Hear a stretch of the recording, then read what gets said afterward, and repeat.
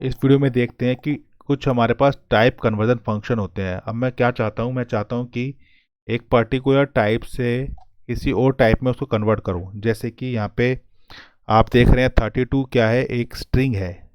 तो 32 बेसिकली एक नंबर होता है। तो अगर मेरे को उसको नंबर में कन्वर्ट करना है तो मैं क्या कर सकता हूँ, यहाँ बाहर इंट लिख दूंगा और 32 को ब्रैकेट्स के अंदर लिख दूंगा। तो ये ऑटोमेटिकली क्या कर देगा, उसको कन्वर्ट कर देगा एक इंटीजर के अंदर। तो ये मेरा टाइप कन्वर्जन फंक्शन है। तो ऐसे ही मैं यहाँ पे अगर हेलो को ट्राई करता हूँ तो हेलो क्या है, हेलो ऑटोमेटिकली एक स्ट्रिंग ही है, तो वो इंटीजर में कन्वर्ट नहीं हो सकता है। तो उस केस में मेरे को क्या मिलेगी, एक वैल्यू एरर मिल जाएगी। तो जब हम इसको ट्राई करेंगे तो ये बोलेगा इनवैलिड लिटरल फॉर इंट।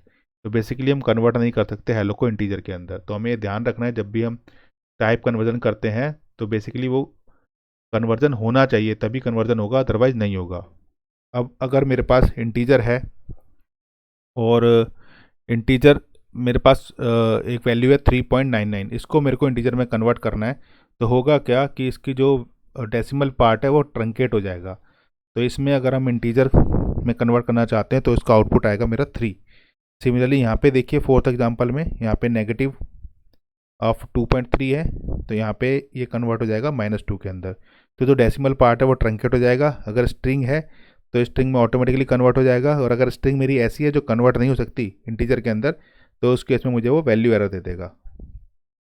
उसके बाद फ्लोट के लिए देख लेते हैं। तो जैसे यहाँ पे हमने इंटीजर के लिए किया था, सिमिलरली फ्लोट के लिए। तो अगर 32 मेरा एक इंटीजर है, उसको मुझे फ्लोट में कन्वर्ट करना है, तो मैं फ्लोट फंक्शन का यूज़ करता हूँ, इनबिल्ट फंक्शन का। तो देखिए यहाँ पे 32.0 हो गया। सिमिलरली सेकंड केस में देखिए यहाँ पे फ्लोट 3.14159, ये एक स्ट्रिंग थी। तो स्ट्रिंग को, क्योंकि ये स्ट्रिंग ऐसी है कि ये फ्लोट में कन्वर्ट हो सकती है, तो मेरा यहाँ पे आउटपुट आ गया 3.14159।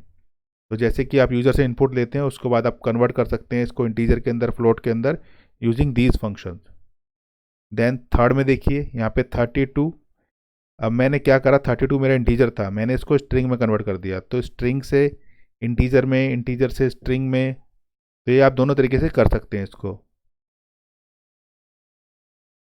अब लास्ट एग्जांपल में देखिए यहाँ पे स्ट्रिंग लिखा है 3.14159।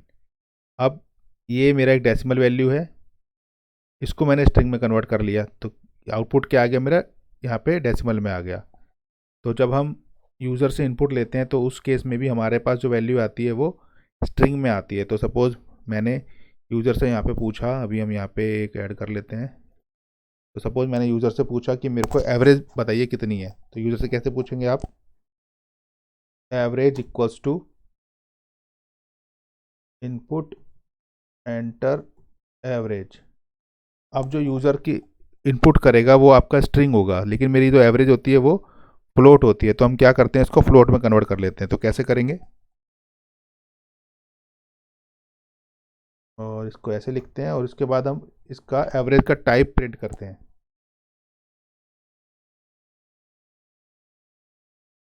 तो इससे क्या होगा, मुझे पता लग जाएगा कि एक्चुअल में इसका टाइप क्या है। तो सपोज मैंने लिख दिया 45.25, एंटर। तो देखिए इसका टाइप हो गया फ्लोट। तो इस तरीके से हम टाइप कन्वर्जन कर सकते हैं। नेक्स्ट वीडियो में देखेंगे मैथ फंक्शन।